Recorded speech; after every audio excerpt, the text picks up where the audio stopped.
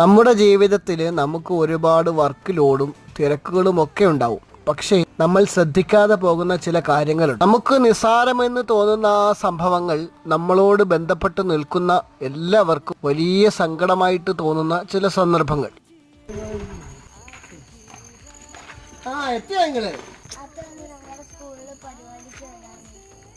ഇന്ന് പരിപാടിയായിരുന്നു, ഞാൻ അറിഞ്ഞില്ലല്ലോ. പരിപാടി അടിപൊളിയായിരുന്നു. ഞാൻ അമ്മ അടുത്ത് പറഞ്ഞല്ലോ വരാന്. അമ്മായും വന്നില്ലയോ? അടുത്ത പരിപാടിക്ക് ഞാൻ വരാം കേട്ടോ. സങ്കടപ്പെടണ്ട കേട്ടോ. അടുത്ത വട്ടം ഞങ്ങൾ രണ്ടുപേരൂടെ വരാം.